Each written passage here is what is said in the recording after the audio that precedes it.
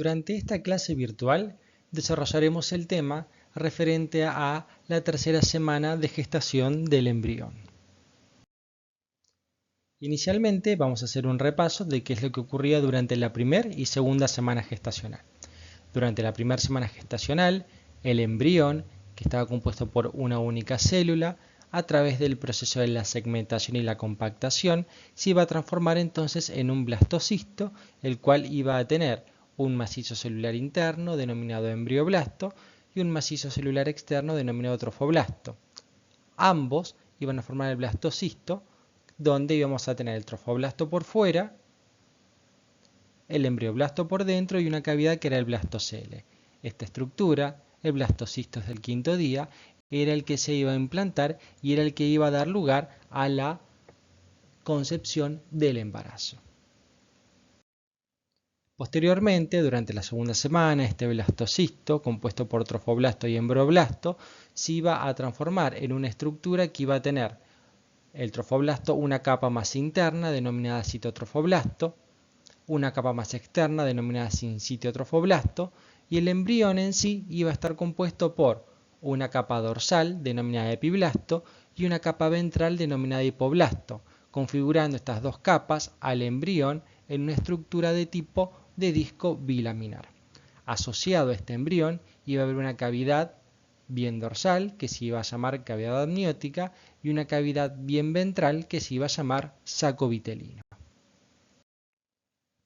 Entonces, partiendo de este embrión, que es el embrión de la segunda semana gestacional, donde recordemos que tenía dos hojas embrionarias, la dorsal epiblasto, la ventral hipoblasto y dos cavidades, la dorsal cavidad amniótica y la ventral saco vitelino. Esta estructura va a empezar a modificarse durante la tercera semana según el esquema que tenemos a la derecha de la pantalla. El disco germinativo, que está compuesto por las dos hojas epiblasto e hipoblasto, más o menos para el día 14-16, en la región bien dorsal y caudal del embrión, o sea, en la región del epiblasto, en su parte posterior, va a aparecer un pequeño surco que se denomina línea primitiva. La aparición de esta línea primitiva lo que va a determinar son los ejes cefalocaudal y transversal del embrión. ¿Qué quiere decir? Que el lugar donde aparece la línea primitiva nos está marcando que ese lugar es la región dorsal y bien caudal de este embrión. Por tanto, todo lo que quede por delante de esta línea primitiva va a ser la parte cefálica y todo lo que quede a nivel tridimensional ventralmente a esta línea primitiva va a ser lo que se denomine la parte ventral del embrión. Como dijimos, esta línea primitiva se trata de una invaginación de un pequeño surco en el cual las células del propio epiblasto van a migrar y van a caerse en esa línea primitiva y lo que van a hacer es bajar un nivel, entonces se van a ubicar estas células entre el epiblasto y el hipoblasto, originando de esta forma ahora un embrión con tres hojas embrionarias. Entonces esta migración de células permite que se forme tres hojas embrionarias que son conocidas de ventral a dorsal como endodermo, mesodermo y ectodermo. A partir de estas tres hojas embrionarias es que se van a dar lugar a todos los tejidos del cuerpo humano, o sea que los cuatro tejidos básicos se van a desarrollar a partir de estas tres hojas embrionarias. Recordemos que a partir del ectodermo se va a diferenciar una zona que se denomina placa neural. A su vez, en el extremo más cefálico de esta línea primitiva va a aparecer algo que se denomina nódulo de Hense, que es una estructura una estructura esférica, y al costado de este nódulo va a haber una pequeña depresión que se denomina fosita primitiva. En este nódulo de Hense y en esta fosita primitiva se van a desarrollar distintos procesos moleculares que dan lugar a la interacción génica. Y a partir de aquí se van a invaginar células que van a dar lugar a una estructura que se llama notocorda, que es de vital importancia para todos los animales de la especie cordados, entre ellos los humanos, porque esta notocorda va a ser un lugar también de interacción genética y que va a ayudar a que se desarrolle normalmente parte del sistema nervioso central y parte de la musculatura esquelética del cuerpo. Este esquema, que parece bastante complejo, lo vamos a empezar a dilucidar en las filminas que continúan. Esta semana gestacional se la suele llamar semana de la gastrulación. La gastrulación es un concepto etimológicamente, o sea, desde el significado de la palabra, que parece bastante complejo, pero gastrulación en realidad significa movimiento. Entonces, esta tercera semana de la gestación se caracteriza por el movimiento o migración celular. Comencemos entonces a intentar entender el esquema anterior. Acá estamos viendo un embrión de finales de la segunda semana gestacional, principios de la tercera, y lo estoy viendo desde su lado más dorsal. O sea que todo esto que estoy viendo en rojo, en realidad es el epiblasto visto desde arriba. Lo que se hizo acá fue destechar al amnios. Si recordamos, el amnios era el techo de la cavidad amniótica, era como esa especie de domo que estaba por arriba del epiblasto. Entonces lo que hicimos fue sacar ese techo y acá estamos viendo lo que es la cavidad amniótica, y el piso de esta cavidad amniótica es toda esta estructura que vemos en rojo, que no es más que el epiblasto. También estamos viendo el pedículo embrionario de fijación. Entonces, la tercera semana de gestación inicia con la aparición de un surco que va a aparecer en la parte dorsal del embrión, estamos de acuerdo porque estamos en el epiblasto, y en la parte caudal. O sea que esto va a ser la parte de la cola del embrión, mientras que esto de aquí va a ser la parte cefálica del embrión.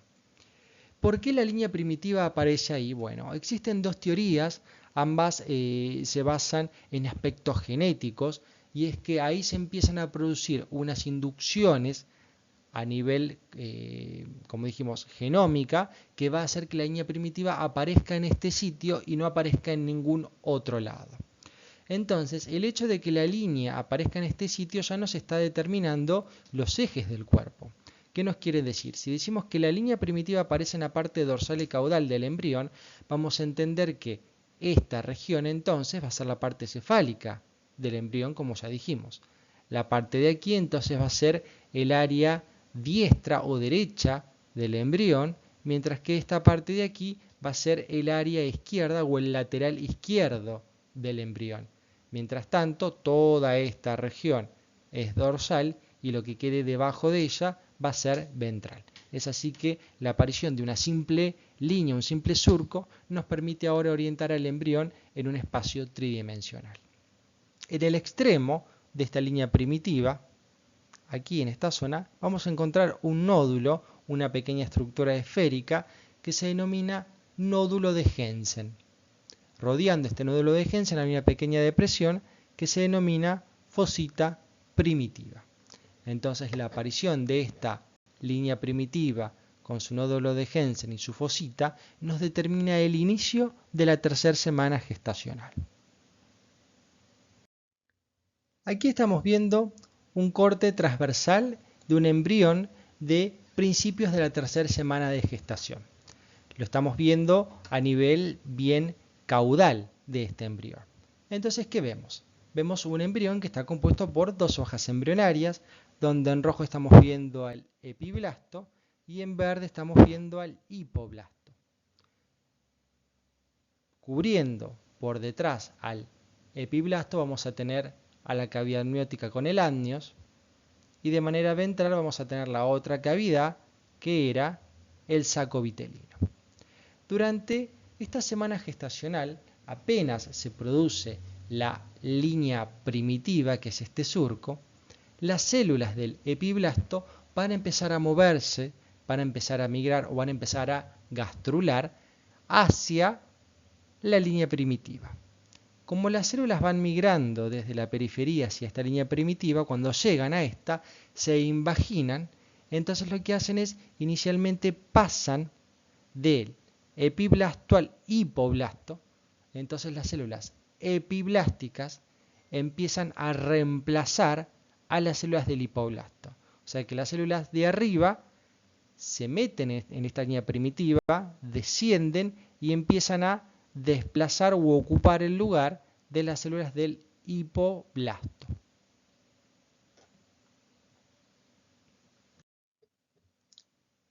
Una vez que las células del hipoblasto fueron totalmente reemplazadas por la del epiblasto, ahora el hipoblasto pasa a llamarse de otra manera. Ahora estas células pasan a llamarse células del endodermo y esta capa ahora se va a llamar endodermo. Ya no la llamo más hipoblasto, la llamo endodermo. Mientras tanto, las células del epiblasto siguieron invaginándose, pero ahora ¿qué hicieron? Empezaron a ocupar el lugar entre el endodermo y el epiblasto. Entonces se forma una nueva hoja embrionaria entre las dos que veníamos viendo hasta ahora, y esta nueva hoja embrionaria la paso a llamar mesodermo. Mientras tanto, el epiblasto ahora pasa a llamarse de otra manera, pasa a llamarse ectodermo.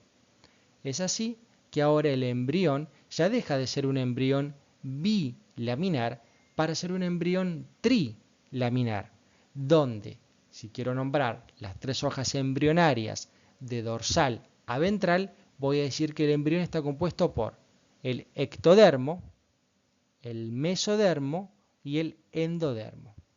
Como dijimos, a partir de estas tres hojas embrionarias es que se van a originar todos los tejidos del cuerpo.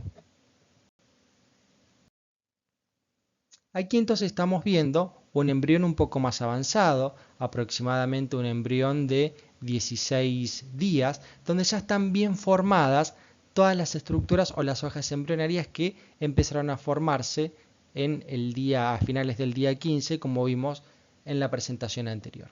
Aquí, ¿qué estamos viendo? Volvemos a ver un embrión en un corte transversal en su región media, donde ¿qué vemos? Vemos en rojo el ectodermo o antiguo epiblasto. Vemos la línea primitiva y vemos que en el extremo está el nódulo de Hense con la fosita primitiva.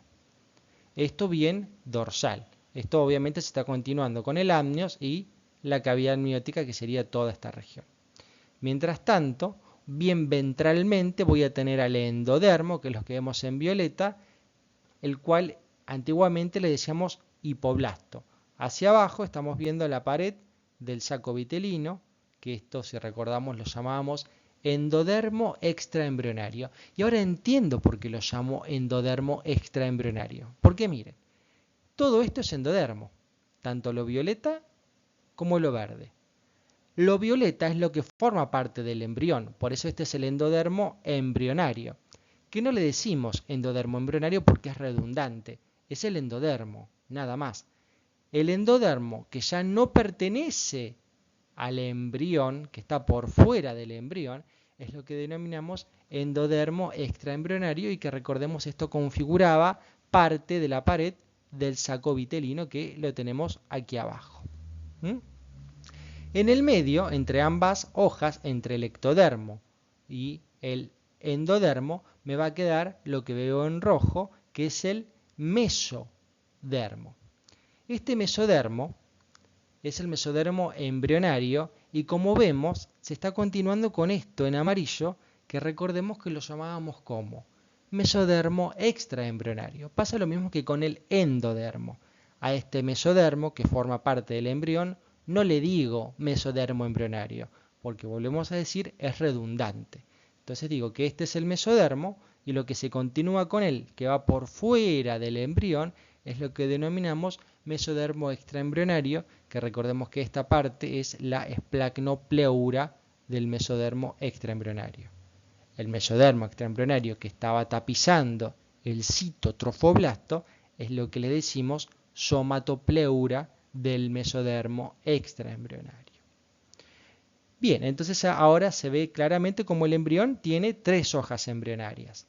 El ectodermo bien dorsal, el mesodermo en el medio y el endodermo bien ventral. Y aquí vemos que se está formando algo que está con las siglas PN. ¿Qué es esto? Esto es el proceso notocordal. Como dijimos al principio, una de las estructuras que se forma es la notocorda, pero antes de que la notocorda se forme como tal, inicialmente se forma un rudimento que es el proceso notocordal. Este proceso notocordal son células que se están invaginando a nivel del nódulo de Hense. O sea que hay células del viejo epiblasto que se estaban invaginando en la línea primitiva y esas que se invaginan en la línea primitiva son las que van a formar el mesodermo. Mientras tanto, las células del viejo epiblasto que se invaginan en el nódulo de Hense van a formar un tubo que se va a ubicar en la región media del embrión, ¿sí? En la región bien axial del embrión, que este tubo se va a llamar proceso notocordal. Bien, en esta imagen tenemos varias cosas para analizar. Vamos a comenzar entonces con ello. Acá vuelvo a ver una vista dorsal del embrión donde le hemos sacado el techo de la cavidad amniótica. Entonces todo lo que veo en rojo es el viejo epiblasto, lo que ahora le decimos ectodermo. ¿Qué estoy viendo aquí? Estoy viendo la línea primitiva y el nódulo de Hense.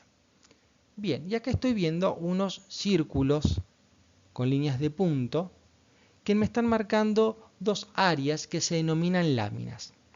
Una se llama lámina procordal y otra se denomina lámina cloacal. ¿Qué es esto? Nosotros dijimos recién que entre el ectodermo y el endodermo iba a haber una nueva capa embrionaria que se denomina mesodermo. Cuando las células se invaginan en la línea primitiva, lo que hacen es desplazarse entre ambas hojas y ocupar casi todo el espacio entre ambos. Pero hay dos regiones en la cual no voy a encontrar mesodermo y en esas regiones el ectodermo va a contactar directamente con el endodermo. Esas dos regiones se denominan lámina procordal y lámina cloacal. ¿Y dónde lo voy a encontrar? Lo voy a encontrar en el eje axial del embrión, o sea, en el medio, y una de ellas la voy a encontrar en la parte bien posterior, bien caudal, y la otra la voy a encontrar casi en el extremo cefálico. Esta lámina procordal en el futuro se va a transformar en la cavidad oral y esta lámina cloacal en el futuro se va a transformar en el ano en el caso del hombre y el ano y vagina en el caso de la mujer. Más que ano y vagina, en realidad ano y entrada a la vagina. ¿Por qué en estas dos regiones el ectodermo contacta directamente con el endodermo? Ahora yo voy a intentar explicárselo, pero vamos a tener que hacernos de algunos recursos que los vamos a ver más cuando veamos los tejidos. Básicamente del mesodermo van a salir muchos tejidos, entre ellos el tejido conectivo. El tejido conectivo le va a dar vascularización, le va a dar vitalidad, entre otras cosas, al tejido epitelial. Como estas dos regiones, la región cloacal y la región de la lámina procordal, en un futuro van a tener que originar orificios, el orificio de la boca, el orificio del ano y el orificio de entrada a la vagina, lo que se denomina introito, no voy a ponerle una vascularización, ¿por qué? Porque voy a necesitar que los tejidos que están en esta región se atrofien, se desaparezcan.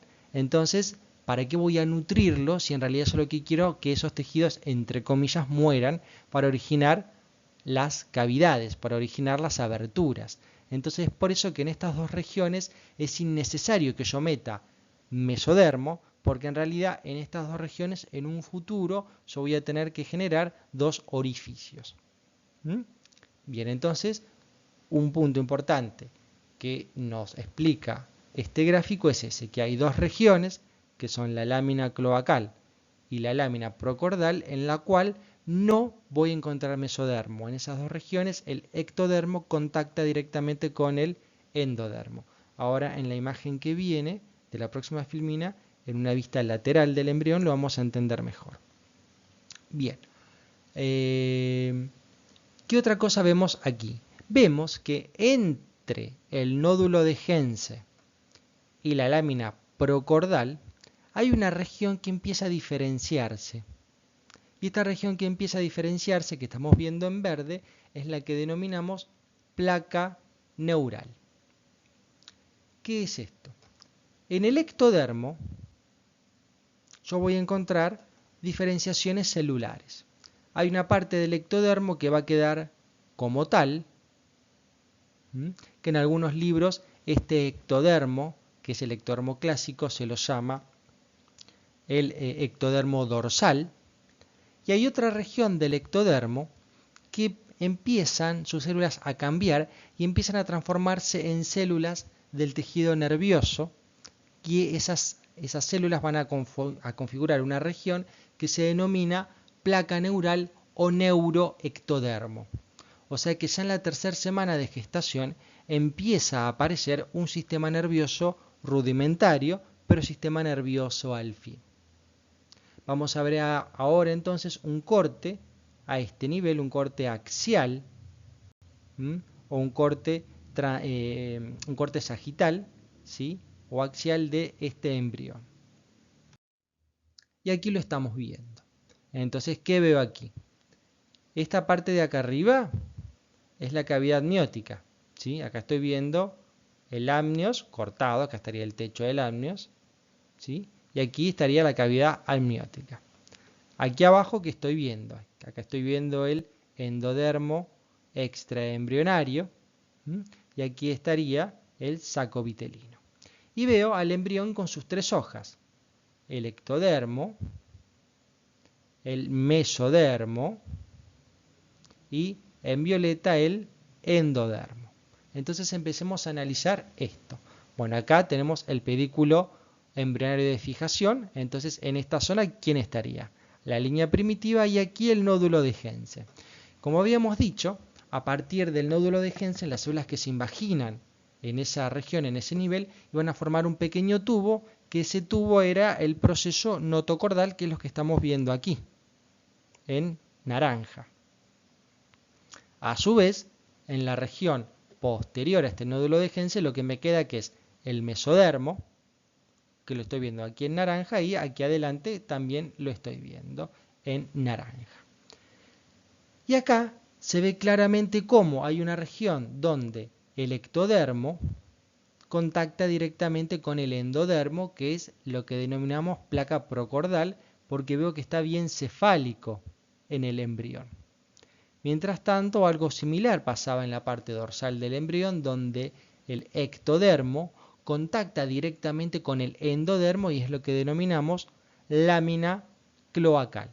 Entonces, tanto en la lámina cloacal como en la lámina procordal es donde no voy a encontrar mesodermo interpuesto. Entonces, es aquí en esta región es donde la lámina procordal se va a transformar en un futuro en la apertura de la cavidad oral, y la lámina cloacal en la apertura de la cavidad anal, y en el caso de la mujer el introito. ¿Qué otras cosas estamos viendo también en esta región? Estamos viendo que la notocorda se extiende hasta el punto de la lámina procordal, porque no puede seguir avanzando porque no hay más endodermo. ¿Qué más estoy viendo? Estoy viendo la placa neural, que era esa región del ectodermo que empezó a diferenciarse a tejido nervioso y que quedaba ubicado entre el nódulo de Hense y la lámina procordal. Entonces miren la relación que hay entre la placa neural y el proceso notocordal. Estas dos estructuras genéticamente se van retroalimentando para diferenciarse entre ellas. ¿Qué otra cosa me está mostrando esta imagen, este gráfico? Me está mostrando que el mesodermo, que queda en la región axial, o sea, en la mitad del embrión, en su parte más cefálica, empieza a diferenciarse en algo que se llama placa cardiogénica. O sea que en la tercera semana de gestación ya empieza a formarse el sistema cardiovascular, y como vemos, se está formando por delante o arriba de la futura boca. Entonces va a haber que realizar algún proceso morfológico en el cual reubique al corazón, que en este momento lo tengo arriba de la boca. ¿Qué otra cosa nos muestra esta imagen? Si analizamos, dijimos que esto era el endodermo embrionario, y que se continuaba con el endodermo extraembrionario. Y vemos que en el endodermo extraembrionario se está formando una pequeña evaginación digitiforme, o sea, una evaginación con forma de dedo, y que esta evaginación digitiforme se está metiendo en el pedículo embrionario. Esta estructura se denomina alantoides y configura uno de los anexos extraembrionarios. Realmente esta estructura en el humano no tiene gran importancia, si la vamos a ver más adelante, pero tiene mayor relevancia en los individuos que son ovíparos, o sea, los que ponen huevo. Este desarrollo que estamos viendo en la primera, segunda, tercera y diría hasta cuarta semana gestacional es muy parecida básicamente en todos los organismos multi o pluricelulares que hay en la naturaleza. En general, todos, mamíferos u ovíparos, nos desarrollamos inicialmente de esta manera. A partir de estas semanas cuando empiezan a diferenciarse. Entonces, nosotros, al igual que, por ejemplo, todos los individuos que nacen de un huevo, tenemos alantoides. Pero esta alantoides, como dijimos, es más importante en estos organismos ovíparos porque esta alantoides le permite respirar, le permite hacer el intercambio gaseoso a los individuos que se están desarrollando dentro de un huevo. En el caso de nosotros no lo hacemos por el alantoides, cumple otra función en nosotros que la veremos más adelante.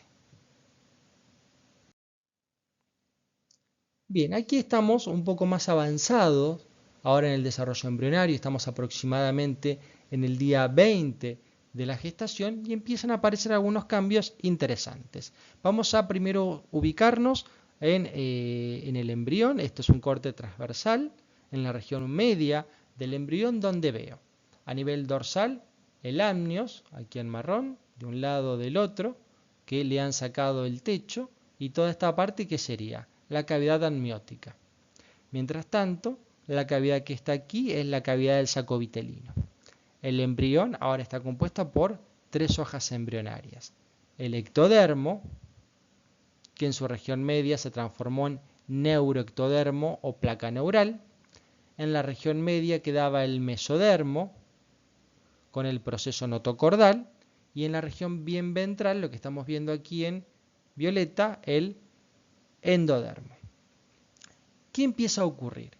Bueno, por un lado, vemos que a nivel del ectodermo, en la zona del neuroectodermo, este neuroectodermo empieza a formar un surco, una depresión o un canal que lo empezamos a llamar surco neural. ¿Por qué lo llamo surco neural? Porque es un surco o canal que se está dando en el medio de la placa neural. ¿Ven cómo aquí se empezó a deprimir? Y otra cosa importante es que si recordamos el proceso notocordal, inicialmente era un tubo. Este tubo, ¿qué hizo? Perdió el piso. Al perder el piso también se pierde parte del endodermo de esa región, entonces ahora me quedó como si fuese un semicilindro y esto empieza a llamarse esbozo de la notocorda.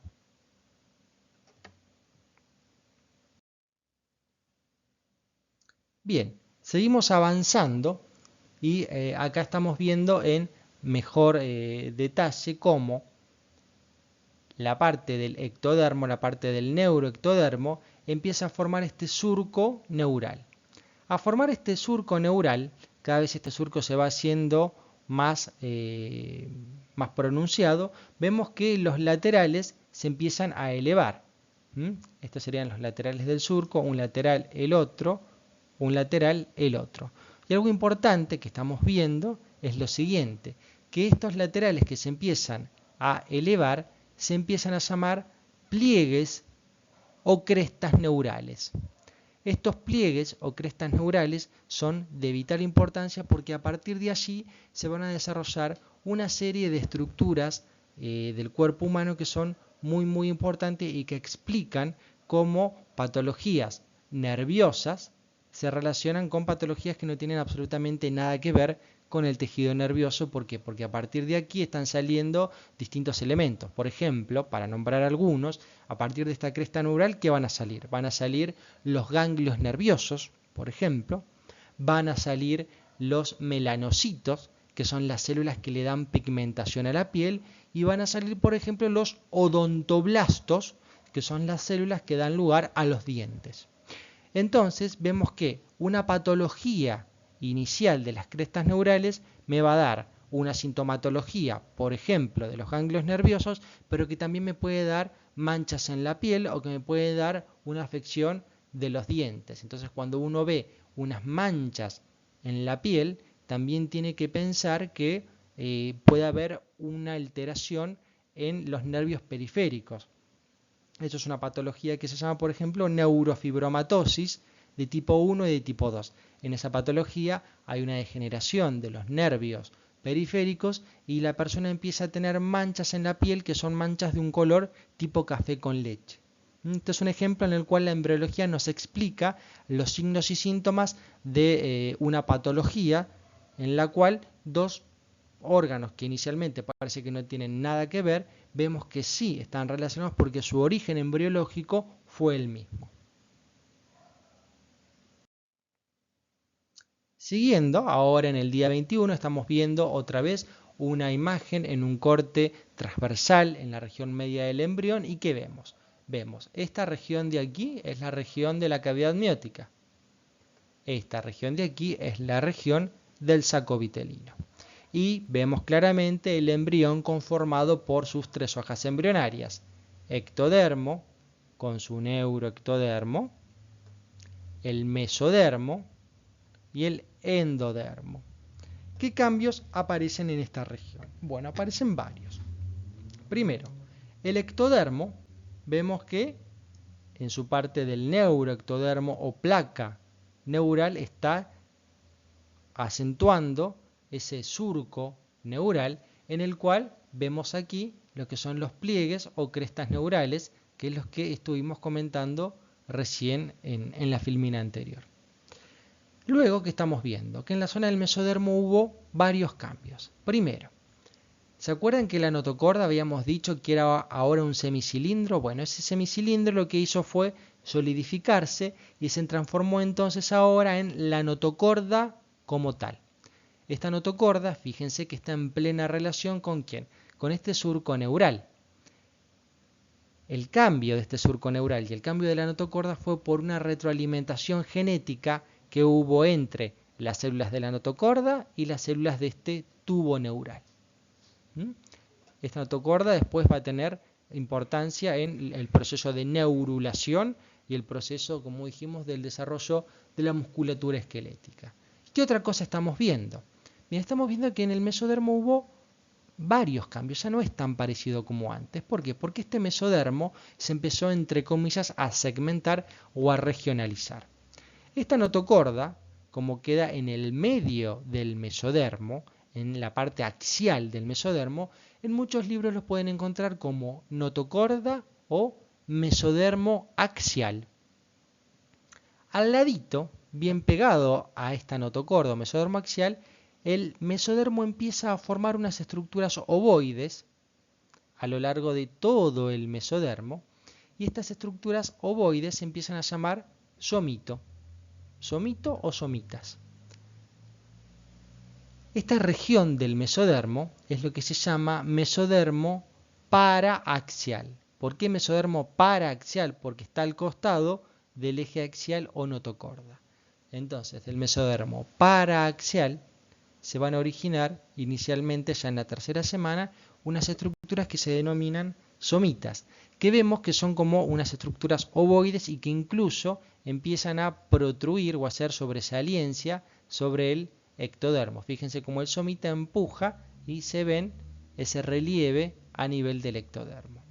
El somita es de vital importancia. ¿Por qué? Porque de ahí se van a originar estructuras como los músculos del cuerpo, los músculos de los miembros, los músculos de la pared abdominal, los músculos de la pared torácica.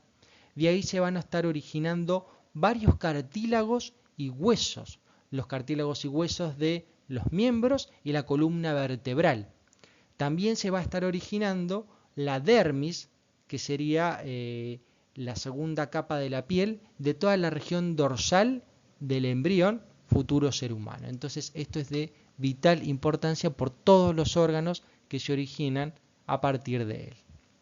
Mientras tanto, si me sigo alejando, si sigo yendo hacia el lateral externo del embrión, el mesodermo pasa ahora a llamarse mesodermo intermedio, que es esta región que veo aquí y esta región que veo aquí. ¿Qué cosas van a salir del mesodermo intermedio? Bueno, de ahí van a salir los órganos que van a pertenecer al aparato urinario y al aparato genital, tanto del varón como de la mujer. Si sigo desplazándome hacia la periferia, empiezo a ver que el mesodermo empieza a transformarse ahora en lo que se llama mesodermo lateral, y que este mesodermo lateral, entre otras cosas, lo que va a hacer es dar lugar a, a lo que son las a lo que son las serosas del cuerpo, como vamos a ver en un futuro, el pericardio, la pleura y el peritoneo. Y empieza a formarse una cavidad que se llama celoma intraembrionario, que se estaría comunicando con lo que es el celoma extraembrionario. Si recordamos, por aquí afuera, el embrión está adentro de otra cavidad que está limitada por el mesodermo extraembrionario, que es lo que estoy viendo aquí en amarillo, ¿sí?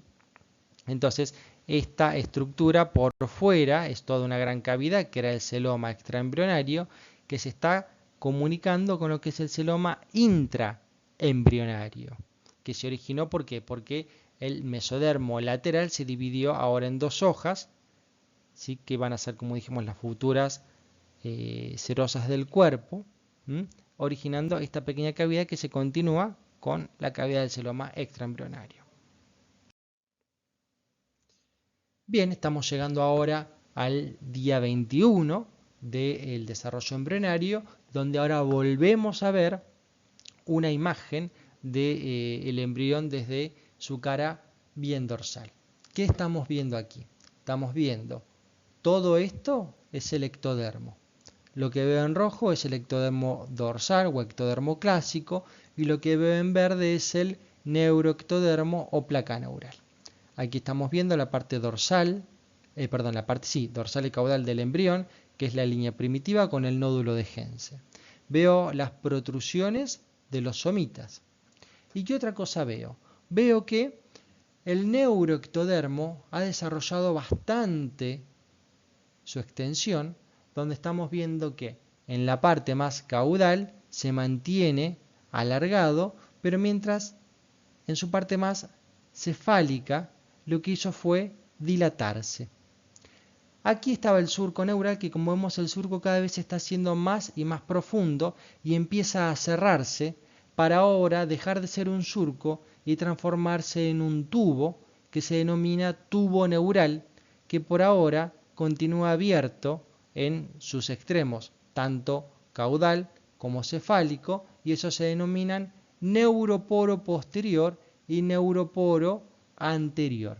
Ya veremos la importancia de esos orificios que son los extremos de este nuevo tubo neural, que tiene plena relación con el desarrollo, por supuesto, del sistema nervioso central. Tendremos una clase exclusiva de ello.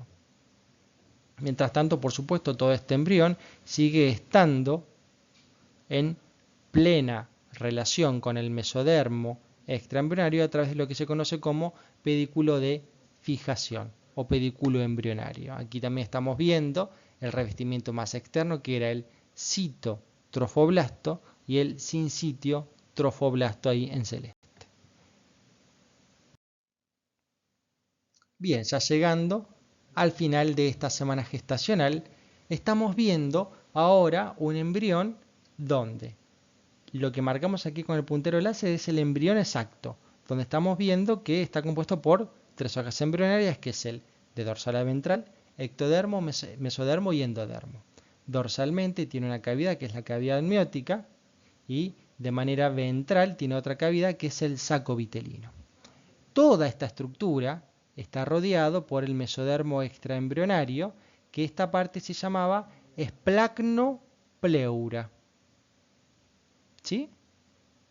Esta esplacnopleura se continúa con el pedículo embrionario de fijación, y esto se continúa con el mesodermo extraembrionario, que en esta parte, ¿cómo la llamábamos? la llamábamos somatopleura. Y la cavidad que queda entre las hojas del mesodermo extraembrionario, entre el esplagno y la somato, es lo que denominamos celoma extraembrionario.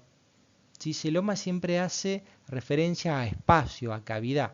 Así como había una cavidad extraembrionaria, también se estaba formando una nueva cavidad a nivel del celoma intraembrionario en el mesodermo lateral. ¿Qué estamos viendo también en esta imagen? Estamos viendo aquí en rojo lo que es el citotrofoblasto y en verde el sincitio trofoblasto.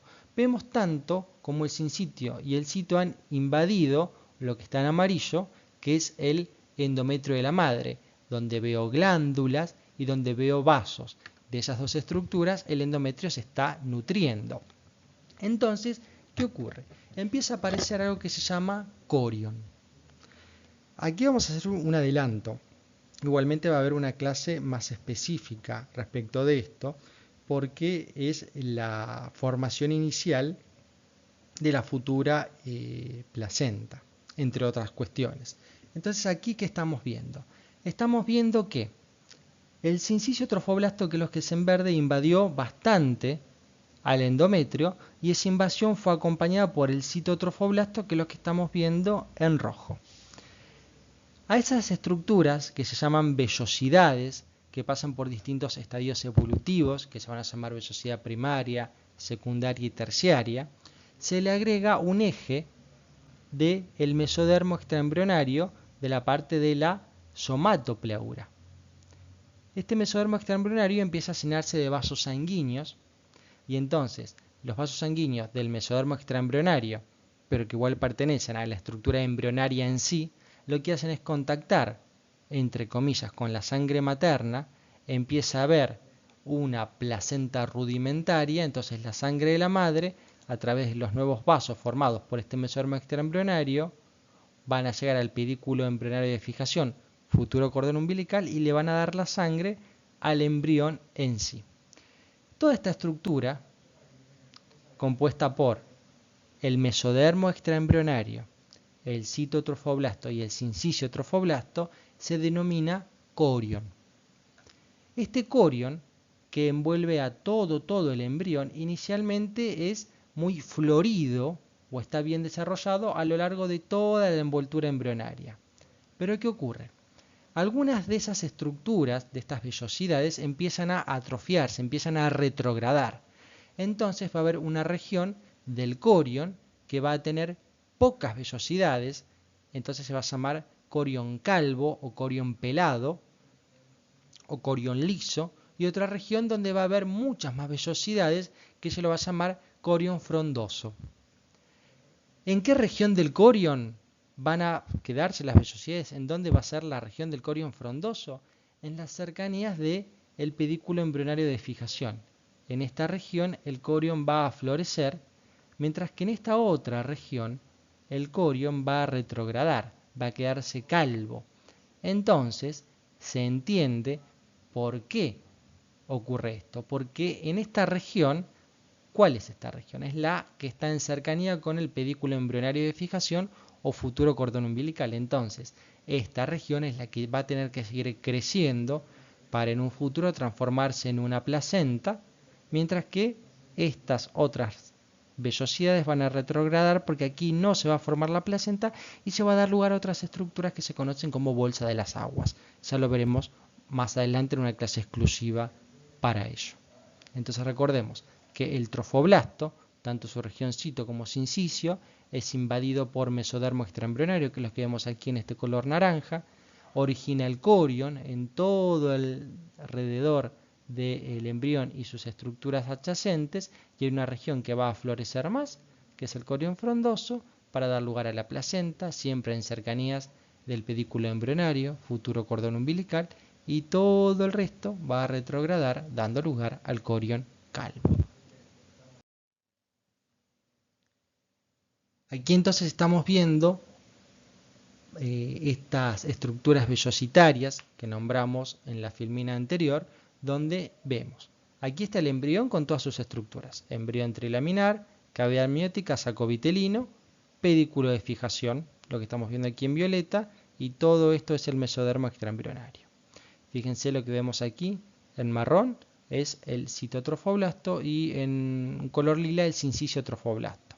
Si recuerdan, yo en un momento en la clase de la segunda semana de gestación les dije que prestáramos atención que en una región del citotrofoblasto se empezaron a formar pequeñas montañitas, ¿sí? O pequeñas pirámides de células pertenecientes al citotrofoblasto.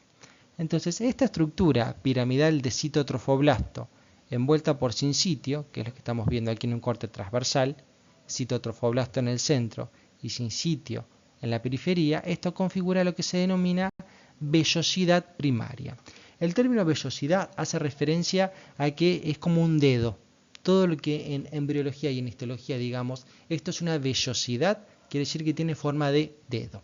Entonces aquí vemos una vellosidad denominada vellosidad primaria. Esto, cuando sigue avanzando,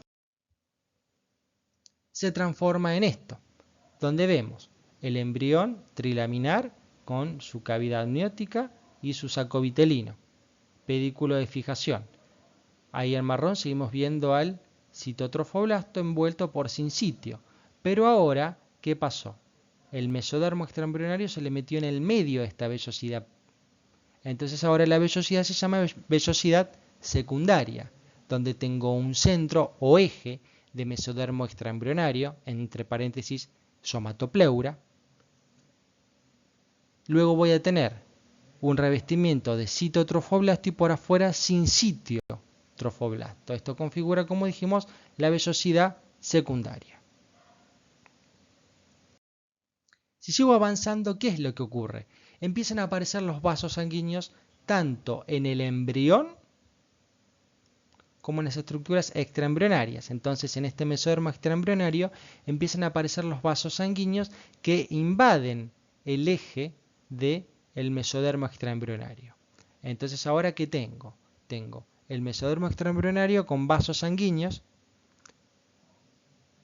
el citotrofoblasto y por afuera el sincitio trofoblasto, que si vemos en esta imagen el sincitio trofoblasto está contactando con la sangre materna a través de las lagunas, ¿sí? Acá el sincitio trofoblasto, entre comillas, y por decirlo de alguna manera entendible, se come a los capilares, rompe los capilares del endometrio de la madre, entonces el embrión empieza a contactar con charcos de sangre de la madre. Entonces todo por acá afuera tengo un charco de sangre materna, entonces ahora esta sangre materna empieza a hacer un intercambio gaseoso con la sangre fetal en estos vasos, entonces empieza a desarrollarse lo que es la circulación uteroplacentaria primitiva.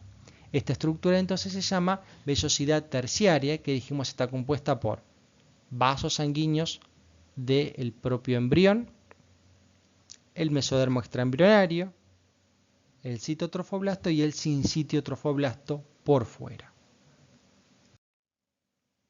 Aquí estamos viendo lo que decíamos respecto de este corion. Habíamos dicho que estas vellosidades se originaban en todo alrededor del embrión. Acá estamos viendo que se desarrollan en toda su periferia. A medida que va avanzando, vemos que las vellosidades que quedan en cercanías del pedículo embrionario de fijación, futuro cordón umbilical, se han desarrollado más, dando lugar al corion velloso o corion frondoso, mientras que las vellosidades opuestas del otro lado del embrión han desaparecido y esto lo empiezo a llamar corion calvo, corion liso o corion pelado. Y bueno, aquí empiezan a aparecer unos términos que se llaman deciduas, que lo vamos a ver en otra clase más particularmente. Entonces estas estructuras, si este corion velloso junto con el endometrio de la madre van a configurar la futura placenta. Aquí estamos viendo una imagen donde se ve en mayor detalle cómo es esta vellosidad terciaria, donde acá estamos viendo el embrión muchísimo más avanzado. Acá estamos en el embrión de cuarta, quinta semana, donde ya se ha formado el corazón, se han formado las principales y primarias arterias y que todos estos vasos sanguíneos están conectados a través de el pedículo de fijación, que ahora ya lo podemos llamar cordón umbilical. Está conectado con el corion, ¿sí? Con ese mesodermo extraembrionario, y vemos cómo los vasos se meten en el eje de las vellosidades, que ahora se llaman vellosidad terciaria.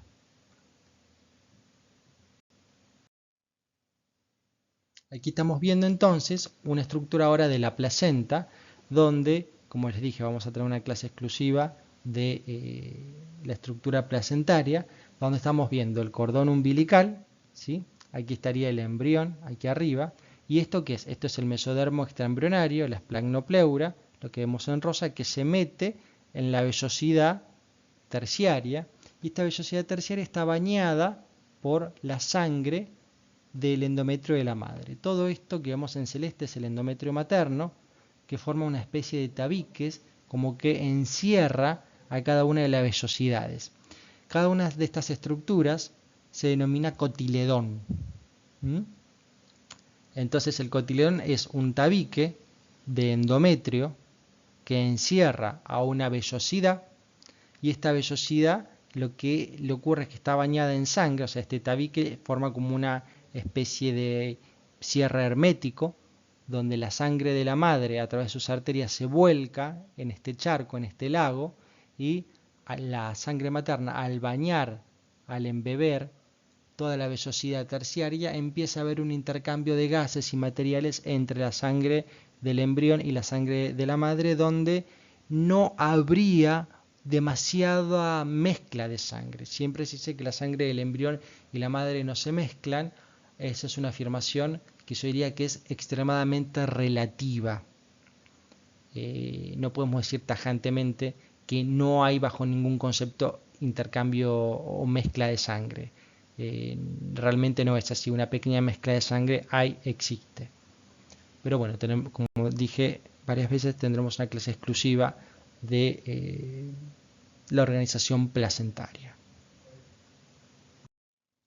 Acá esta imagen describe brevemente cuáles son las funciones de la placenta. La placenta básicamente va a servir para que al embrión le lleguen sus nutrientes necesarios y el oxígeno, como ser agua, hidratos de carbono, aminoácidos, lípidos, electrolitos, distintos tipos de hormonas, vitaminas, hierro, oligoelementos, y también que le lleguen otras sustancias necesarias como ser los anticuerpos que la madre le pasa al embrión, y que también sirve como barrera esta placenta para que no ingresen ciertas sustancias que pueden llegar a ser nocivas. Hay algunas sustancias que sí van a pasar, como por ejemplo distintos fármacos, drogas, alcohol, dióxido de carbono, algunos venenos, algunos virus, algunas bacterias.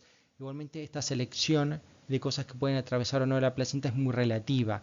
Inicialmente la placenta es muy selectiva y a medida que va avanzando el embarazo esa selectividad va disminuyendo por sobremanera. Y bueno, y también esto es lo que aporta la madre para con el embrión, y el embrión utiliza la placenta para en realidad deshacerse de los distintos productos de desechos como el dióxido de carbono, agua, urea, ácido úrico y distintos antígenos. En realidad la placenta vendrían a ser los pulmones y riñón del embrión. Si bien el embrión tiene pulmones y riñones, en vida embrionaria tienen una función muy diferente a la que tienen estos dos órganos en vida post-nacimiento. En vida postnatal, por supuesto, los pulmones sirven para la respiración y los riñones sirven para la eliminación de desechos. Durante la vida embrionaria, esas dos funciones, la respiración y la eliminación de desechos, vienen a ser suplidas o cumplidas por la placenta. Es así que hemos llegado ahora al final de la tercera semana de la gestación embrionaria. Es en este punto donde el desarrollo embrionario deja de ser homogéneo. ¿Qué quiero decir con esto? Hasta este momento, el desarrollo de todos los órganos y sistemas venía siendo parejo, en el sentido de que todo venía en cierto orden. A partir de este punto es que los órganos empiezan a tener rumbos y caminos diferentes. Es por eso que cada vez que desarrollemos un tema de embriología especial, o sea, de desarrollo de cómo se forma el sistema nervioso, cómo se forma el sistema digestivo, el urinario y demás, siempre nos vamos a iniciar nuestro camino desde esta semana. Nos vamos a parar en la tercera semana de gestación y vamos a decir, bueno, de acá, de este punto voy a ver cómo se desarrolla el corazón. De la tercera semana en adelante voy a ver cómo se desarrollan los pulmones. De la tercera semana en adelante voy a ver cómo se desarrolla el sistema endocrino, por ejemplo. Entonces, siempre cuando empecemos a estudiar cada órgano y sistema voy a tener que iniciar a partir de este punto, porque este punto es el que finaliza el camino que venían llevando de manera igual todos los órganos y tejidos.